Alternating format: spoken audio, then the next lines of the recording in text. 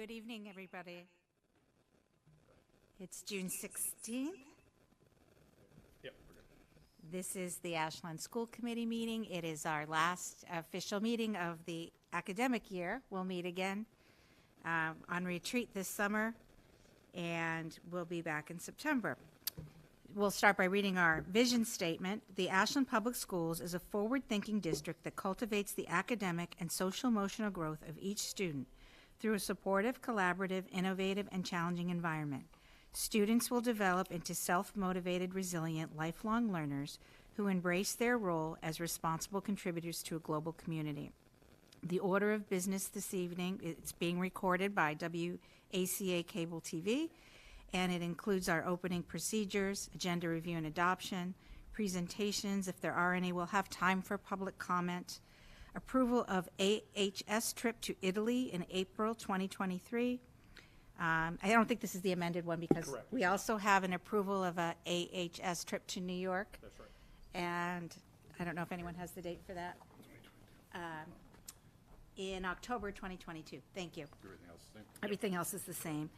Everything else is the same. Appointment, accept Board of Directors of Superintendent Jim Adams. Appointment of school nurses and district physician Karen Conchick. You don't have to read the names. Okay. All right. But the appointments will be listed for all the schools: Pittaway, Warren, Mindus, Ashland, and the district physician. Approval request to install rain garden at Warren School. The superintendent's summative evaluation results, the superintendent update, assistant superintendent update. We don't have any warrant approvals this evening? Haven't seen that you haven't signed the ones I got. So let's do it the next one. Okay. And then consent actions, approval of minutes, June 2nd, 2022, gifts and donations if we have any. Committee reports of activities, member updates, action items, and then I'll move to go into executive session pursuant to GL Chapter 30A, Section 21A1, to discuss the reputation, character, physical condition, or mental health rather than professional competence of an individual, or to discuss the discipline or dismissal of or complaints or charges brought against a public officer, employee, staff member, or individual disregarding Stephen Morgan open meeting law complaints of August 24 and September 22, 2021, and February 16, 2022, and to approve and determine whether to release or retain prior executive session minutes of October 21, 2021, November 18, 2021, March 3, 2022, March 17, 2022, and A3, to conduct strategy with respect to collective bargaining or litigation if an open meeting may have a detrimental effect on the bargaining or litigating position of the public body and the chair so declares, and to return to open session. Teachers, paraprofessionals, clerical employees, nurses, custodial, and maintenance employees, we're not going to be returning to open session. And to approve and determine whether to release or retain prior executive session minutes of October 21, 2021, and not to return to open session. And then we will adjourn. So I will take the attendance and ask if everybody is okay with the order of business. Tina Patanides. Here and yes. Paul Kendall. Yes. Mark Terry. And all good with me. Thank you. Like, yes, I'm here. We know you're here. Okay, we will start we don't have any presentations this evening, That is correct. and start by asking if there's anybody here from the public who wants to make public comment, or anybody online who has showed up for that purpose. Unmute yourself or raise your hand. Seeing none. Yes? Nope, You nope, know? I was just making sure. Nope, Okay. See who's for the field trips, yeah. Okay. Mike and Mary are both Seeing here. none, we'll start with our first administrative item, and that is the approval of the AHS trip to Italy in April 2023. Yes, Mike, can you hear us okay? Yeah. Okay. excellent. Allison, we can't hear Mike. Allison? Mike, can you speak in as well? Jim, can you hear me now? Yes. Yes. Yep, go ahead. Great. Thank you. Well, I just wanted to start by saying thank you for allowing us to speak tonight. I know Mary Beth Gallant, who I can see in my corner screen, is there to help you and answer any of your questions. The bottom line, the basic gist is that we're proposing a trip to Italy next year from the 14th to the 23rd. And we've sent you the itinerary and all the proper documentation. We want to see if you have any questions about that. And obviously, we're here to seek your approval so that we can then go to students and families and start to advertise it.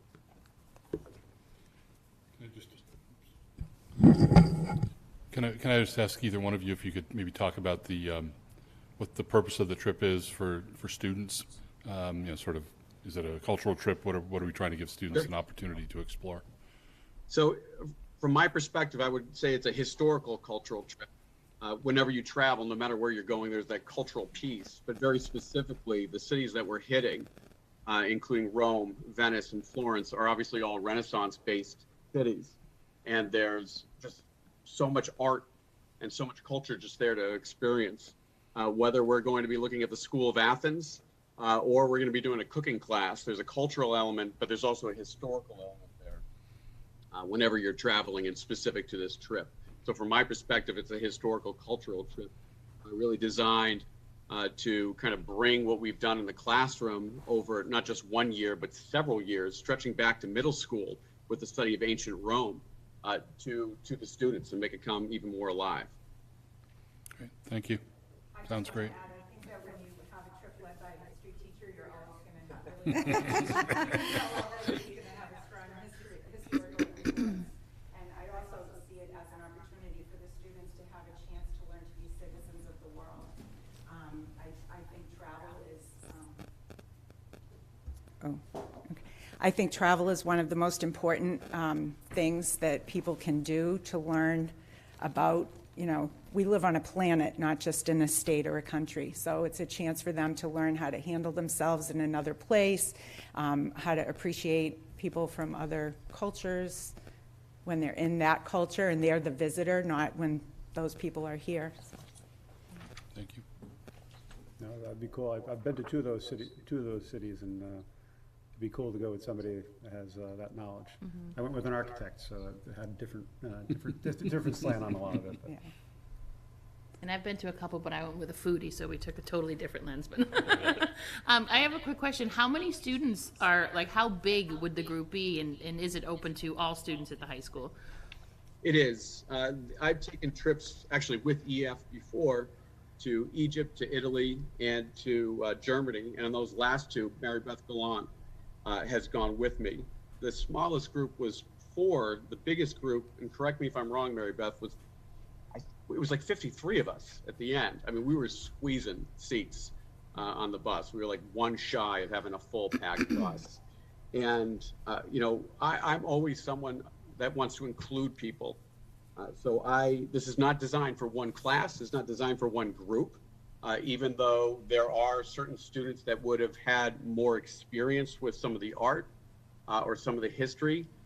The assigned reading, if you look at the submission, I've created a little bit of assigned reading, which I'm sure they're going to love. Assigned reading, so that they kind of are brought up to speed and have that exposure. I really believe that if you're going to, invest in this, and it's an investment, from the student point of view, from the parent point of view, it is an investment in your long-term knowledge and appreciation for history, for culture, and for travel. But I think you got to do a little legwork, and you got to learn about what you're seeing. I go back to the School of Athens, which is in the library of the Pope in the Vatican, and it depicts ancient scholars. One of my goals, is assign a kid, like, who are these scholars? When you go see this fresco, it's amazing. And, to have that connection and be able to say, oh, I know who that is, it really brings it alive. And, yeah, that's what I'm going for. And I do think the audience that these trips tend to draw are students on the older side, sophomores to seniors usually, because Mike teaches sophomores, I believe, or juniors. So a lot of his students are, excited about the trip once it's advertised. And any other questions or concerns? All right, who's got a motion? Looking for the draft here. Hold on one sec. I move to approve the student travel request from the AHS History Department to travel to Italy in April of 2023. Second. All in favor? Tina? Aye. Paul? Mark? Aye. Aye for me. Going to Italy. You're all set, Mike. All right, thank you very much. Have We'll fun. keep you Have a good time. I'll pack now. Yeah, I was going to say, we don't even have to do the roll calls anymore. We're just doing it Thanks, by MB. habit. I know, right? Right? I know. Now we're up to the approval of the AHS trip to New York City, October 2022. Who's, Mary? Mary? Hi, Good Mary. evening, everyone. I'm Mary Namath. I'm the choir director at Ashland High School. And we are proposing a really exciting enrichment program to New York, a day trip to New York City to see a Broadway show and get a little sightseeing in, but mainly it is going to be a Broadway show, and we have just gotten word on what potentially the show would be, and it would be Moulin Rouge, which is a really hot ticket right now in New York City. I'm working with Mr. Moshkovitz at the high school, who's an English teacher and also a big Broadway fan, and the kids would be, if it is approved, writing a review of the musical. So watching, analyzing, critiquing, an amazing Broadway show. And we have agreed on a day trip so that it would be more accessible to families. So it would be less expensive because we want to get as many people as possible to join us. awesome. Sorry about that. Anybody have any questions or comments?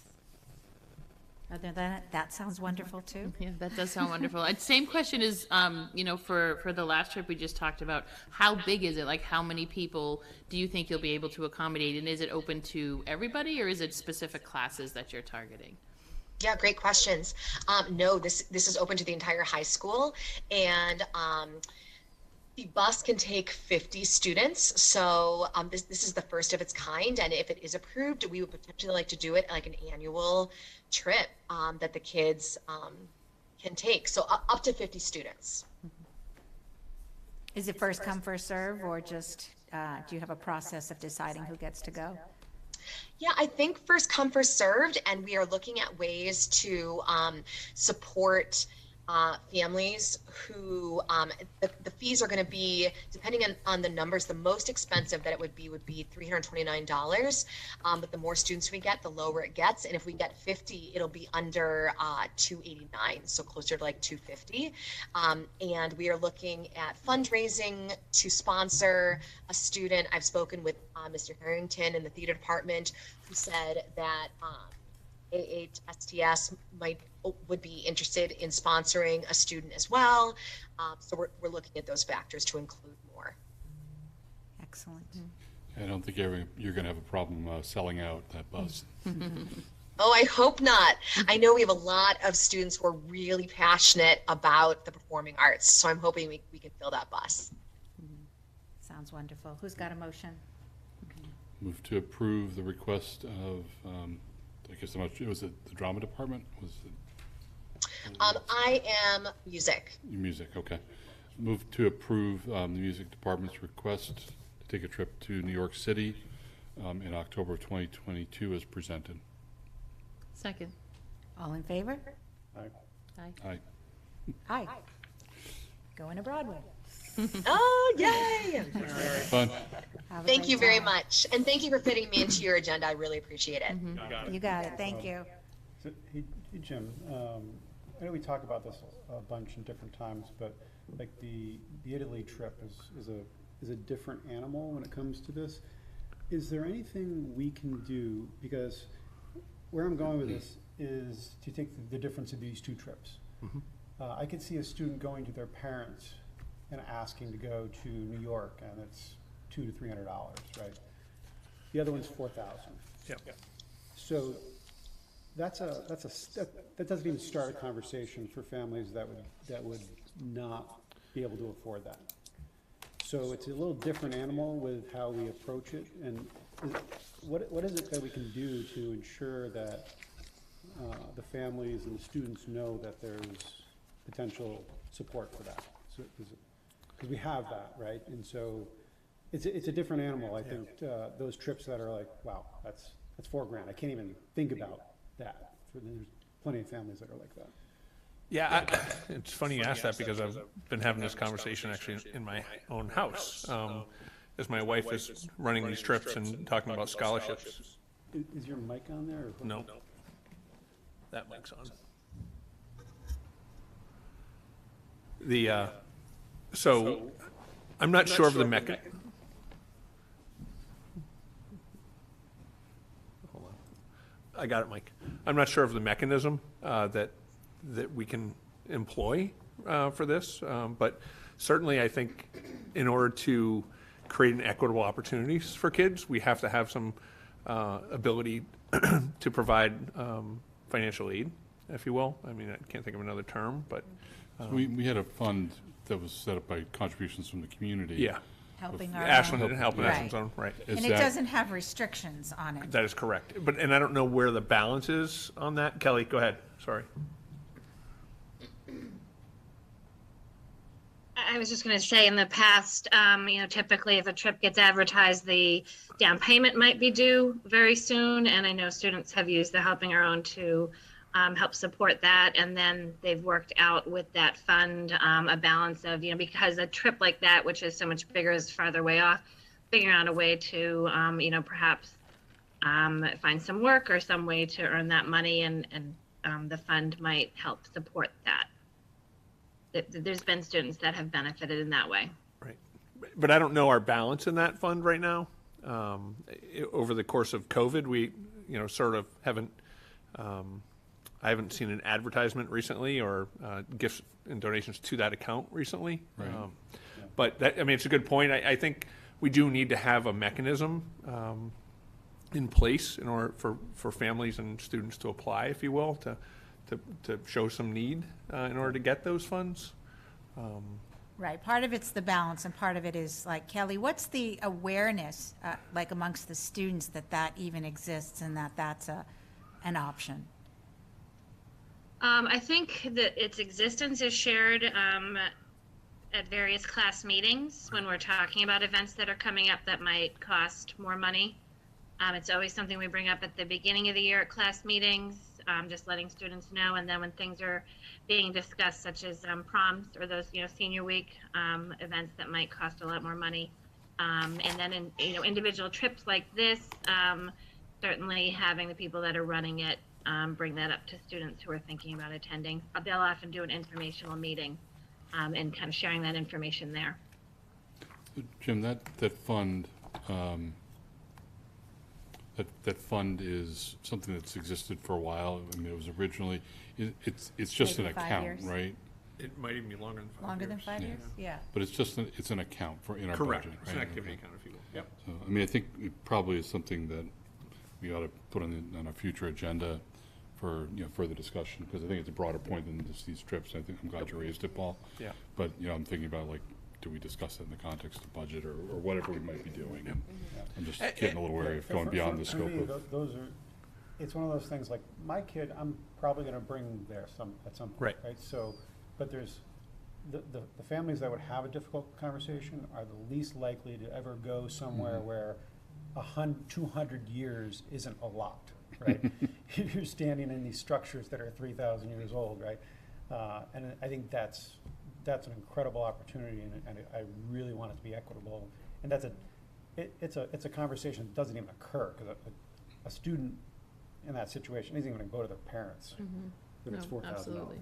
Well, too, and, in talking through, the trip to New York, she was mentioning that they're gonna try and do some fundraising as well, too. So I wonder if that can be a part of the conversation in terms of, as, these trips are being planned, to the people who are running them or whatnot. Maybe a fundraising element be a part of, and I don't even know what that would look like. This is just throwing that out there, but to potentially try and decrease the cost for everybody. We have done that previously. Yeah. And maybe they do already, and I'm just not aware of it. I don't know, but.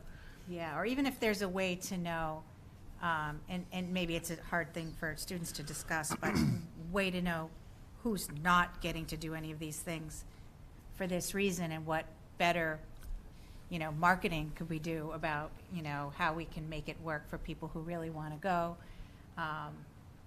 and, or even like awareness. I know some things, I know people, myself included, have donated to the Washington trip, but it's kind of like a quiet thing that's not really out there, Right. you know? And Yep. so if we were doing more talking about those kinds of things so that it didn't put the burden on the child or the family, that might make some of this more accessible.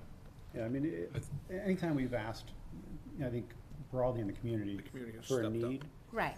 it's been incredible, Yep. right? So Yep. even like, I think about the families that are wanting to send, that are looking to send their kids on them, you know, you can almost do like the thing at the grocery store or different places, they do roundup and ask people to, put in more to go towards that fund and help support those kind of things. And even doing that on a more regular basis for these bigger things might help ensure that that's very sustainable. Yep. Right? So why don't I suggest that, I expect a lot of our discussion at our summer retreat is going to be around issues of equity. Yep. And I think maybe just keeping It's a this great idea. as a Yep. part of it Excellent. makes the most sense to me. Yes, it fits. So thank you. Perfect. Glad we talked about that, and we'll talk about it some more. Next up, the Accept Board of Directors appointment for Mr. Jim Adams. Yeah, yearly you have to appoint someone. It could be one of you if you want to attend all of the board meetings for the Accept Collaborative, but typically it's the superintendent of schools that's the representative Who of wants the to fight him district. for it? I heard I'm no longer the chair. Mr. Kyra looks like I'm he- no longer the chair, so it's either school committee member or superintendent. What about an assistant superintendent? No, that doesn't work. It's one of the I'll other, move- according I'll move. according to our charter. Yeah. According to the charter. I'll move to appoint Poor Mike. Mr. Adams as our representative to the Accept Board of Directors for the 22-23 school year. Second. All in favor? Aye. Okay, Great. So that we actually did it as back an on. aye. Yep.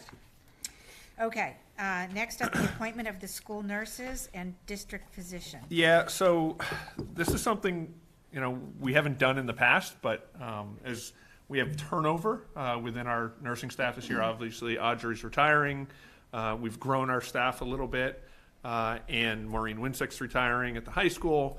As I was looking up Mass General Law, and I vaguely remembered that nurses as well as the school doctor, they're appointed positions by the board. So what I have in front of you tonight are, we still have these nurses, many of these nurses have been with us for a long time, but I just want to make sure that with our new staff coming aboard, that we appoint all these individuals to their specific schools and their roles as school nurses, as well as Dr. Charter, who's still going to be the district physician. So some of these are new and some of these The are the kind new of one, correct, there are two new memorializing ones, what's been in yeah. place. Ann Gately at the middle school, Emily Duclos at the middle school, and Danielle Rivera at the high school are the new, three new folks coming aboard. But the others are in their roles currently. So I think we can just say appoint as listed on the. Yeah, I think so. Okay. I was hoping you were going to do that, Paul. Is that your motion? You've been doing all the motions. I know, that's why I'm stopping. Needs a break. Catch my breath. I move that we appoint the school nurses and district physician as listed on the agenda. Now, is it a one-time appointment, or do we have to do it annually? It does not say annually within the, in the MGL. It just says Yeah. we appoint. And that's So my maybe like just keep an eye on when the In the staff future, turns right, over. yeah, exactly. Yep, That's my motion. yep. Second? All in favor? Aye. Excellent. Okay, approval of request to install a rain garden at the Warren School. Mr. Regan. Mr. Regan. Might need to turn that mic on. What's that? We've had meetings between Chris Matthew, John Murray, myself with the town side, where they're looking to do a project that's actually partnering with our Girl Scouts and Brownies, where they're looking to improve the water quality for the runoff that actually goes down in the stream, down past the parking lot and the playgrounds. So they originally approached us to add some rain gardens in the front of the school, from between the parking lot and the bus loop. That drops off, and there were just some questions about snow removal and how we'll be able to do that, the maintenance of these pieces as well. So we've been having a lot of conversation about just what the long-term piece will be. We all understand the short-term impact, and we're thinking this is a great idea and a great project for our students to be involved in as well through our scouts. One of the concerns is just how we're going to be able to maintain that on a regular basis, and the DPW is saying that they would take that responsibility on. So most recent recommendation from John Murray is that we start by not doing them right in front of the building in that spot, but to start more on the back side of the building, more closer to the modulars and that part of our field space.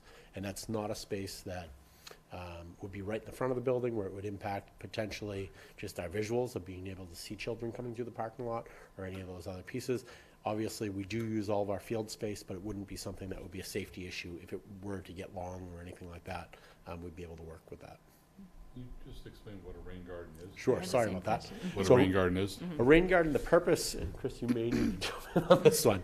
The purpose of the rain garden is to filter rainwater, and as it comes down through the roads and everything else, and it's picking up different phosphates and so forth, it's to pretty much have it go through our plant life that would scrub it clean, so when it enters into our water system, we're getting cleaner water that's then going into the lower land that's behind the playground. Can you give a description of the size and location you're talking about? I don't know the exact location, as that's been a lot of the conversation recently that we've been going. Originally, when we were in the front of the building, it was going to be somewhere in about the vicinity of 4 to 5 feet across and about 20 feet long. And this would be a trench that they would dig down, so the water would be collecting down in the lower area with the plants being planted in there. And it would be that the scouts would be doing the plantings that would be out there. So that'd be their part of the project, with the town side then maintaining these long-term. So it is a cutout that would happen into the ground, be lower level, so that way the water has somewhere to run to, and then eventually it would go into the water table. What kind of maintenance do you think is involved, Pete? Yeah, and Really do we need something, like, is there something in writing with the DPW, or are we just gonna understand that that's, There's existing ones throughout the town now. okay, So the thought was for the maintenance, we're not 100% sure exactly what's going in them yet, so we don't have anything memorialized, but the town has agreed that they're gonna be maintaining them. So we can see what happens over the next, 12 months, 14 months, whatever. The location in the back of the school just made sense. It's kind of out of sight. If we need to step in and look at it, work through it, we can do that. But I believe there are 25 to 28 of them throughout town that they're looking at, and this is just one of them. There were several of them, at the Warren School, and probably a few at the other schools that I'm forgetting about, but they were focused on Now, the Warren is School in this particular. something they already have some in other locations that they've already done and are maintaining, or is this a new initiative and probably good to start slowly regardless? So I know of some that are on Oak Street. I don't know the rest of them throughout town, but there are some that exist, and it's part of a larger project too that I know there are grants involved with and Okay. things of that nature. A larger DPW project? I think it's a larger state project. Okay. John, I don't know if you can, what's the name of the acronym of the grant? I apologize for.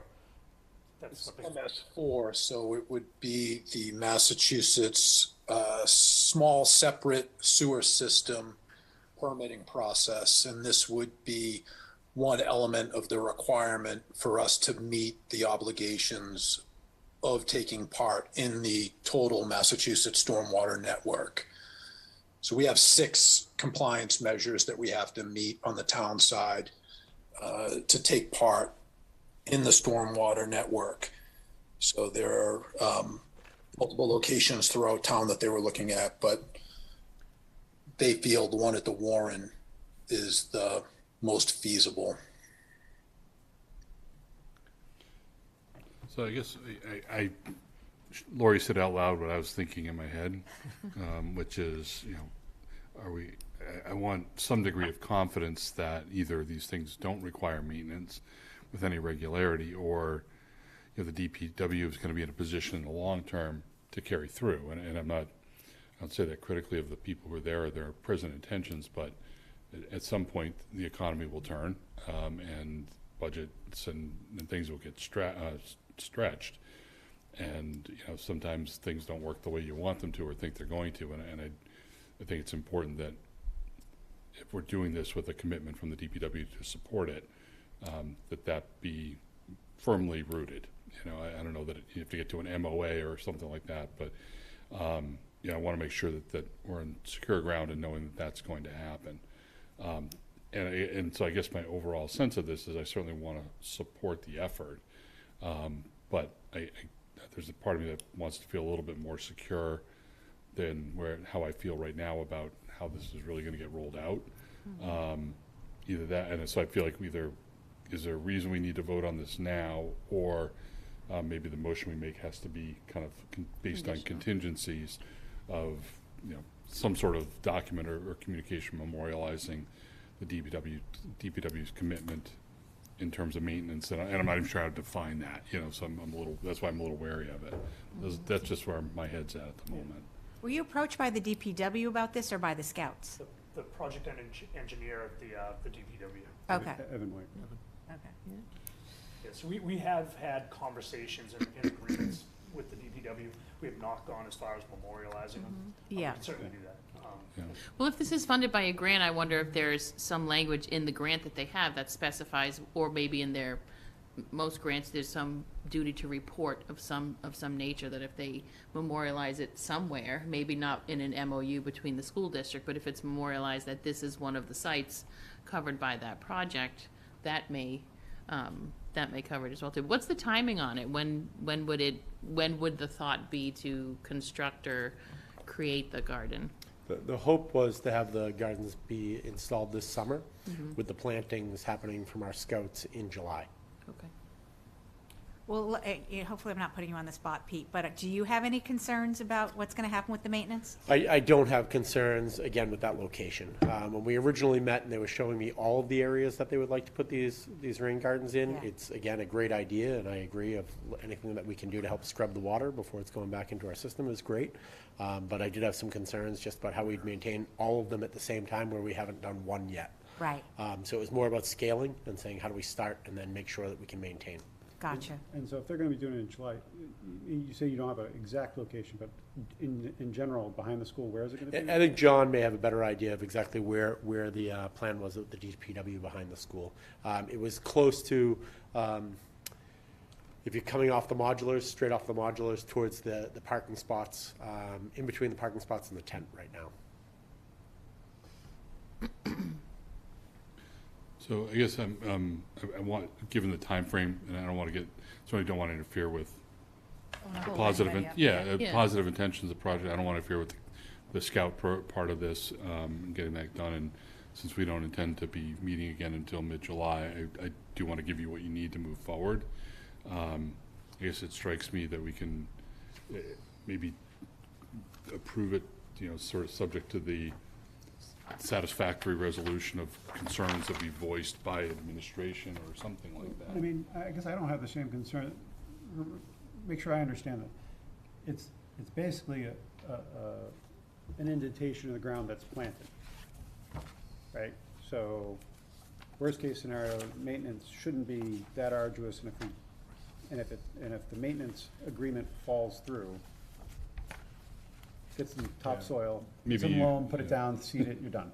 Maybe you have a better sense of how this thing works. I'm like, I feel like I've So I don't see a huge risk even if it falls through, right? Is that, I guess in the location, the reason I wanted to understand the location is because it is an indentation, and how does that affect usage of making sure, and if you're all comfortable with it, I'm sure you went through this, of where are the kids, you know, the softball fields, different other things, and how, making sure that it doesn't impact that. It would not be a hazard to our students during the school day, recess, or to the softball fields, and how the space is used at night. And also not a place for kids like mine that would play in the mud.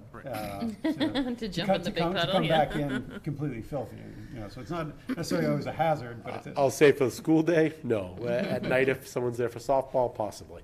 So maybe you can just help satisfy me, because Paul seems to have a better visual in his mind on this than I do. And what does this thing look like? What kind of maintenance is potentially involved beyond just like landscape maintenance? So the quick version, it's a trench that's put in the ground. Okay. That's a few feet deep, so that way rainwater can collect there, with specific plants that are in there that do this job of pulling out the phosphorus from there. They're plant filters, so if you remember our conversation about the swale at Mendez, it's very similar to that. That's going to be a planted indentation, and that the plants will filter and also slow down the water. Correct. And the DPW is working closely with the Scouts, where the list of plants that they were looking at, and they're identifying plants that are very low maintenance and that don't become overgrown. I would compare it to when you drive by down the highway and you see like wildflower areas, and they say don't mow this area. It'd be like that, but lower to the ground. So there really isn't a active ongoing maintenance other than our normal grounds maintenance. Right. And as like Paul anything mentioned, else. if it became a problem, there's a quick resolution to it as well. Yeah. Okay. Well, it makes me feel better knowing that it's a piece of a bigger project and you were approached to do it. It's not something that's outside of the scope of a bigger project that the town is already taking on, so. And this is also it's different than other things where this is kind of just a landscaping thing. It's not even like you're putting plants, you're taking away a little soil and putting plants in. So it's not even like, I want to put a sign up, I want to do anything else. So it's No, I was the total's even a little different. envisioning something that had some other component to it than just a matter of how you're Yeah. working with the land and the planting and all that. So I appreciate the further clarification. So I'm comfortable. Yeah, I think I'm fine at this point. Who's got the motion? Move to approve the installation of a rain garden at the Warren School as presented. Second. All in favor? Aye. Aye. Thank you. Thank you. Thanks, Pete. Okay, next up, the superintendent summative evaluation. I have emailed all of you the results. And for the benefit of the community, I will share again the process, if you haven't tuned in previously about this. It really starts in the summer. We go on retreat and we have strategic planning meetings about what our goals and visions are, not just for the year, but also for sometimes an extended period of time. And often a lot of the goals that we set can't be accomplished in 1 year. They're ongoing types of goals. So that's where the ideas start. And then in the fall, the chair and the vice chair sit down with the superintendent. We sort of hammer out some actual goals that we want to reach this year, propose them to the school committee. The school committee approves the goals that we expect Mr. Adams to focus on throughout the year. We evaluate Mr. Adams based on those goals at the end of the year, halfway into the year, or at some period of time after some months. We do a check-in, just so that we can all have a voice, or to let Mr. Adams know whether we think everything is on track. And at the end of the year, the committee submits a summative evaluation, and what that means is that everybody has filled out an individual evaluation form. But the way that it works here in Massachusetts is that the chair takes all of the individual forms, tallies up the results, and then forms a narrative as well as a score based on what the majority of the committee has rated. So there may be some individual comments that aren't mentioned because it wasn't something that the majority of the committee addressed. And in some cases, one person might have given a different rating than another. And again, this is the reflection of the committee. So I'm going to read to you a summary of what the committee found. As we complete another year impacted by the COVID-19 pandemic, the Ashland School Committee has evaluated Mr. Adams as both proficient and exemplary in a variety of categories, with an overall rating of proficient. Jim has received ratings of proficient in the areas of instructional leadership, family and community engagement, and professional culture, and received an exemplary rating in the area of management and operations. Subcategories in all of these areas included ratings of exemplary and proficient. With respect to the goals the committee set together with Mr. Adams, the committee finds that Mr. Adams has made significant progress on all of his long-term goals related to implementing and assessing curriculum, our district blueprint, equity audit, SEL initiatives, communication, and has met the goal regarding the screening of all students in grades K through 5 using the DESSA comprehensive SEL system. The committee acknowledges that there have been challenges, gaps, and consequences resulting from the pandemic, but that we have faced them with empathy and the determination to understand what is necessary to continue to move the district forward. And we are pleased that significant progress has been made on all of our goals. As in the previous couple of years, the 2021-2022 school year was challenging. Despite these challenges, there have been several notable accomplishments, and the district has made progress in several key areas, including attracting and hiring exceptional candidates. We have hired a director of ELL, a new director of student services, new principal at the Mendez School, and have continued efforts to expand the diversity of our staff. Members are encouraged by the hiring of the district's first communications director, which we believe will grow to support efforts such as SEL and diversity, equity, and inclusion work.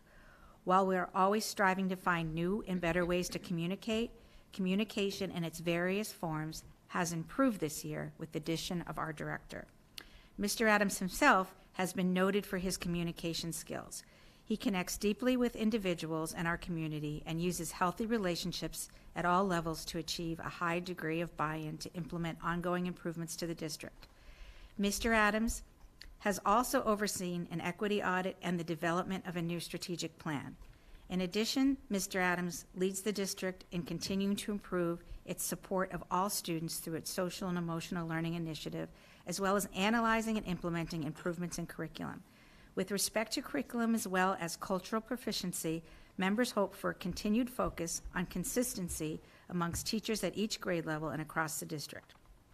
Jim is a strong leader who drives the management and operation of Ashland very effectively and creates a safe and supportive environment for staff and students alike.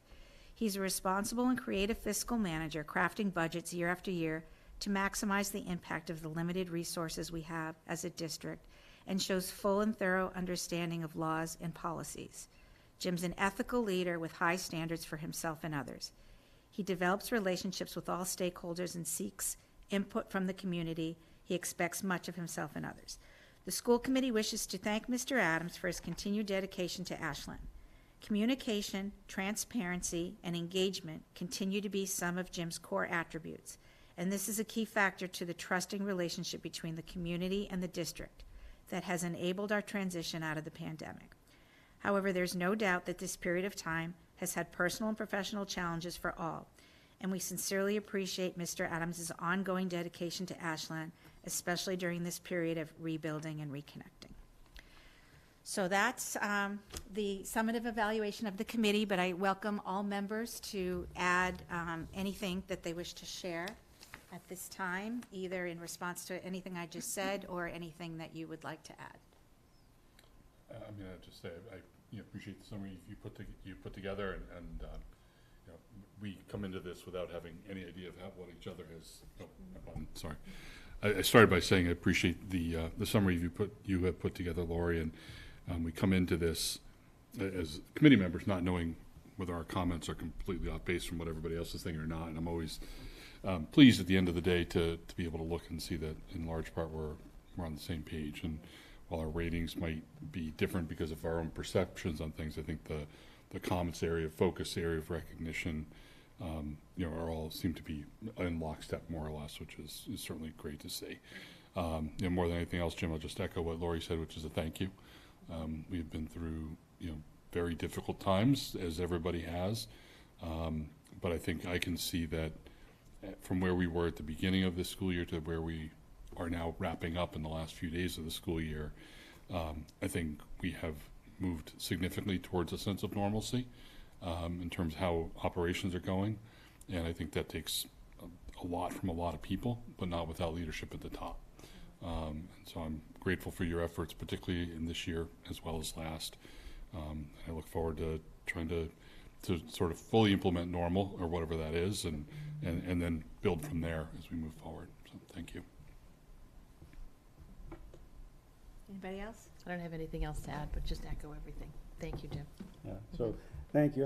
I think for me, it starts with integrity and transparency. I think that's what you bring to the table, and I think that's helped us over the last several years, greatly.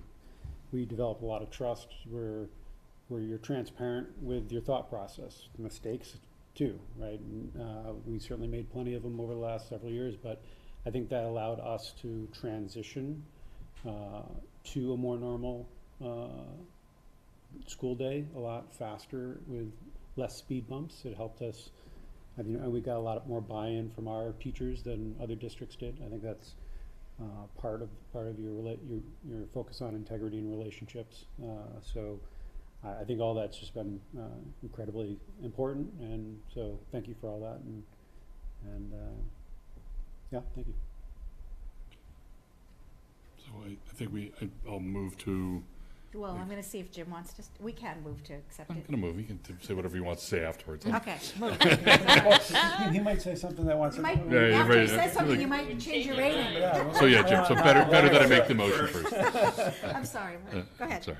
I'll move to accept the summative evaluation for Mr. Adams as presented by the chair. Second. All in favor? Aye. Aye. Mr. Adams. Honestly, I don't have much to say. I say that and it'll be 10 minutes. I was but, going to say, let me clock that. My only comment I wrote down was there's no need to thank me, right? You pay me. I have a job, right? And I'm very appreciative of the team that we have. And I think whenever we're looking at my evaluation, it's a culmination of the work that everybody else in our district is doing as well. And I'm appreciative of the team we have. The educators, obviously Mike and I spend a lot of time in buildings, and we feel that this was actually a harder year than the previous years with COVID, and we're seeing the ramifications of that with not having many staff who want to work summer programs because they need a break and they're burnt out, and the hiring process of trying to find candidates, and the market is really slim in many positions, and but to your point of transitioning, Paul, earlier and better and more quickly, and I appreciate those comments because we work hard at having direct lines of communication with our community, with our staff, and working with one another to ensure that we can adequately move forward and relieve fear out of people's minds. So I am also looking forward to something more normal, whatever that might be, next year. I met, as you all know, I meet a lot with Michelle Smith, the president of the AA. Even this morning, she texted me around 6:30 and said, "Can we talk?" And I was in my office and said, "I'll be right over." And but it's because of that relationship that I think she and I have that we're able to work through a lot of the teaching and learning components of what we've been through the last 2 years. So I want to publicly say thank you to her as well. But the team and the educators, I think, deserve all the credit in the world. So that's it. I guess I don't need to rescind my motion, but you know. Well, the thank you is still needed because I know plenty of people who get paid for a job, right? Yeah, And, I know. and that's, But and that's not what you do. I understand. I appreciate it, but Right, but you make an excellent point, because even when we're filling out these evaluations, right, there are multiple categories and subcategories Yeah. of the subcategories. And, you know, a lot of them are really reflective of an actual job that somebody else is doing. that's right. And I think it's important to recognize that, and your job as leader, obviously, is to make sure that those things are going as they're expected to be. Yep. But it's not always you that's doing the particular thing on Yep. on the eval. So there are many moving parts to it, but certainly your leadership and your dedication and your commitment that's ongoing and through a really challenging time. And even at the beginning of the year, I thought at first it kind of felt like, all right, we just got to like get through this year. We're like all kind of like muddling through, right? But reading the evaluations and kind of the consistent feedback, as well as just the actual things that were accomplished this year, Yeah. right? Like we moved forward in a lot of areas, and that is a big win. And that's not an easy thing to do given what happened the previous 2 years, and of course the difficult year that everybody's having. So we appreciate you, we thank you. Yep, thanks. Thank you to all school committee members for getting everything to me on time. It's the earliest I've ever been able to get everything done, and that felt good. So much appreciation for all of you. All right, moving on.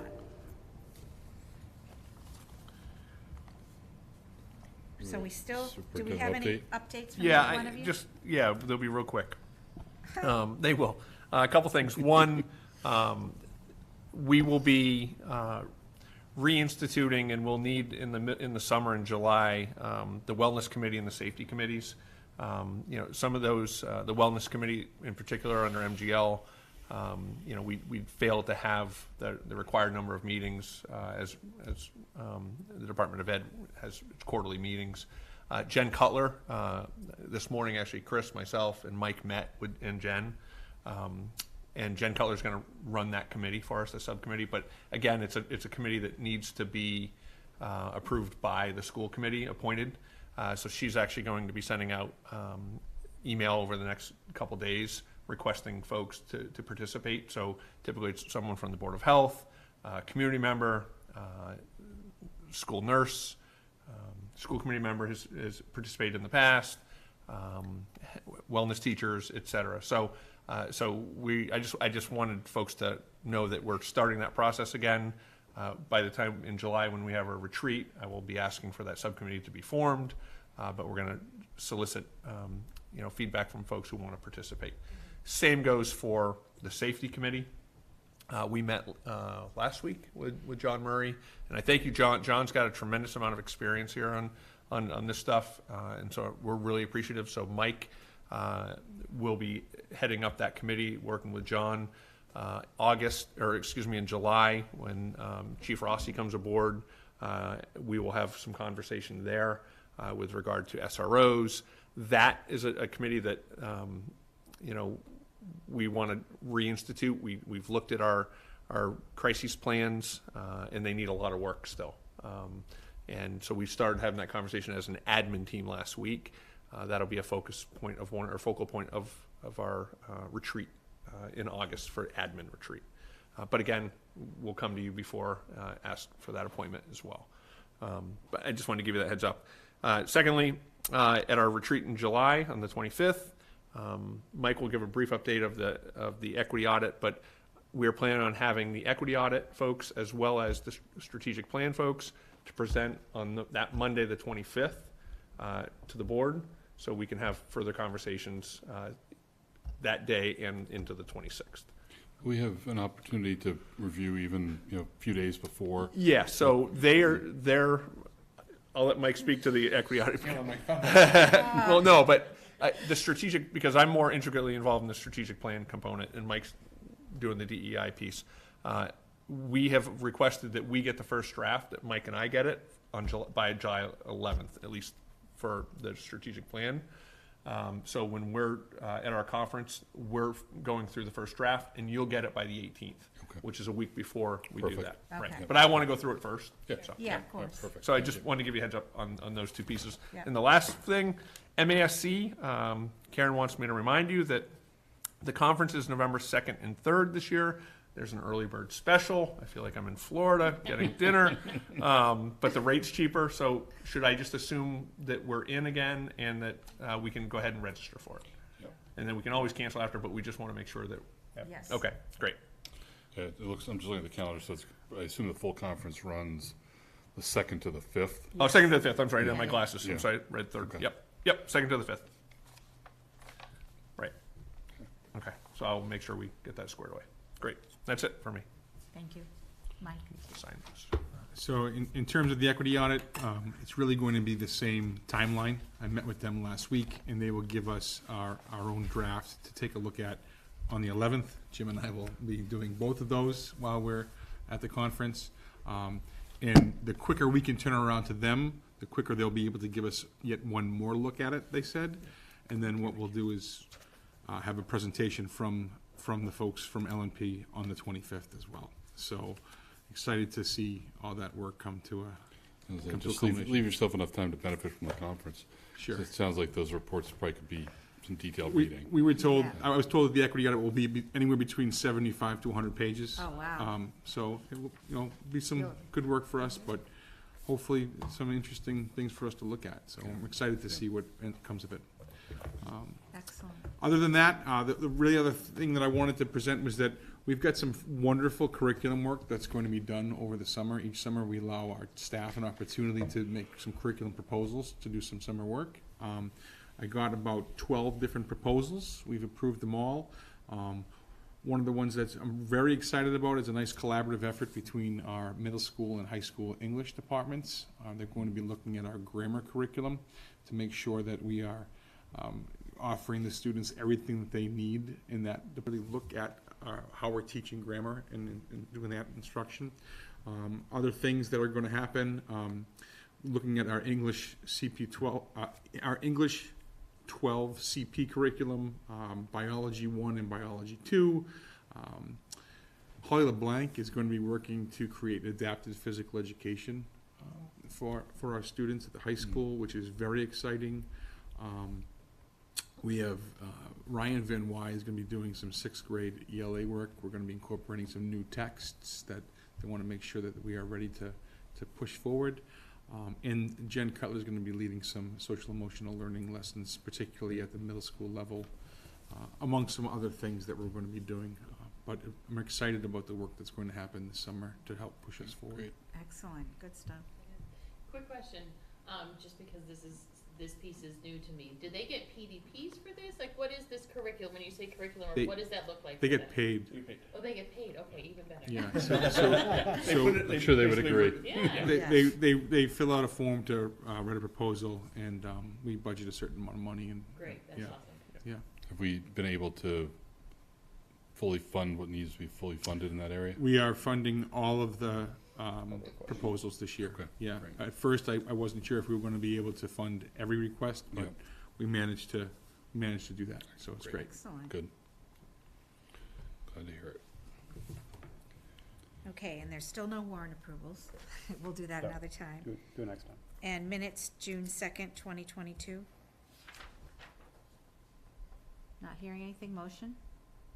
Move to approve the minutes as presented of June 2, 2022. Second. All in favor? Aye. And gifts and We donations. just have one from the Ashland Education Foundation to the Warren School, Katie Bent, to create a hybrid sensory room for students in the amount of $10,460.52. Wow, Great, thank you. thank you. Move to accept the gift as presented. Second. All in favor? Aye. And does anyone have anything they want to share? I've lost track of time. I can't remember when I I did know. certain things. I know, I was just looking up as well too. This past week I went to the ASHPAC meeting.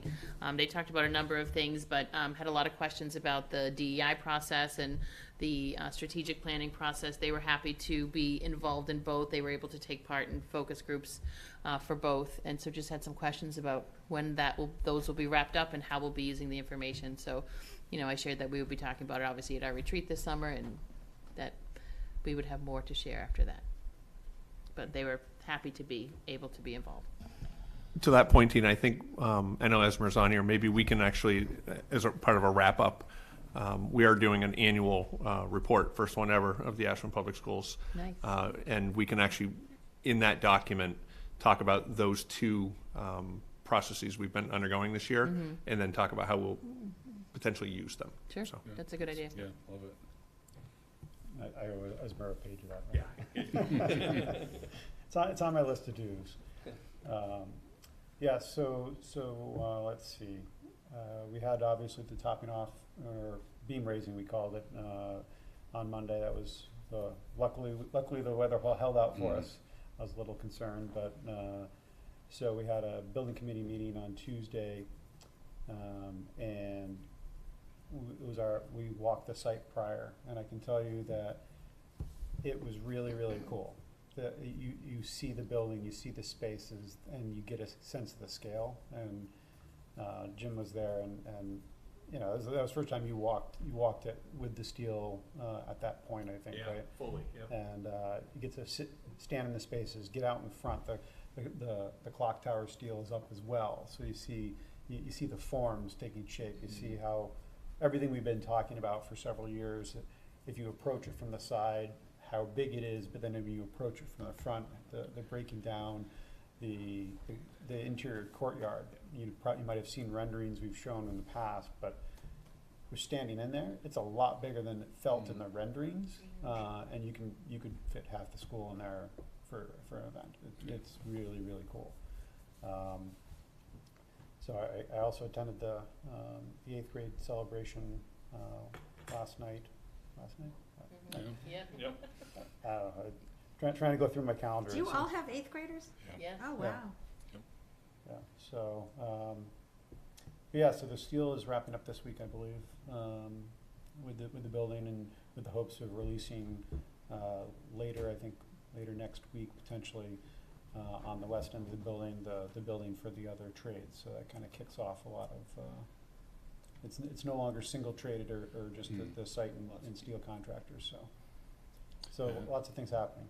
I have to say, having gone to that, and I had not been over there since we did the groundbreaking. Yeah. I always had in my intention, in my head, to swing by every couple of weeks, see what's going on, and I had not seen it at all, and just, I know that groundbreaking was, 6 months ago already, 7? November, yeah. November, okay. Which, it feels like, Well, blink of an eye. I think the ceremony was in December, right? Okay. The beginning of summer. And it feels like a blink of an eye because of how fast time moves, but just to go and there's a building growing here, I know, it's The remarkable. scale of it is impressive. Yeah, and just to even see the general form of that, having walked it like you did, of, sort of the tiered structure to it, and I saw a picture like that, it's really neat to see it moving. And it was very cool to see how excited the kids were. I love seeing the kids be a part of this process, and, excuse me, having a couple friends who have kids at Mendez. Excuse me. How excited. Water. She's getting choked up. She gets all choked up when she talks about kids. Yeah. Don't make her laugh. Oh, my gosh. Are you okay? Yeah. It is fun to see those kids. I'll talk for a second while you're recovering, but I had gone a couple days earlier because I had to go to a funeral to sign the beam, but when I got there, it was the egg drop event. Do you guys remember that? Yeah. Oh, yeah. So just seeing the kids outside, they were having the time of their lives. I mean, they were so excited, and it is so much fun to see them get, involved in what's happening. And you good? I'm good. Yeah, Well, my voice hasn't recovered yet, so. yeah. But it was really cool to see them. I'll Yeah. bet. Yeah. Anybody else have anything? No, same kind of things that Paul mentioned, so I don't think I can remember anything else. All right. I'm gonna move to go into executive session under GL Chapter 30, Section. Big one. Yeah, Here.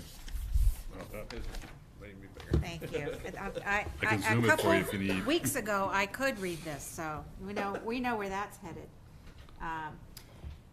Pursuant to GL Chapter 30A, Section 21A1, to discuss the reputation, character, physical condition, or mental health rather than professional competence of an individual, or to discuss the discipline or dismissal of, or complaints or charges brought against a public officer, employee, staff member, or individual.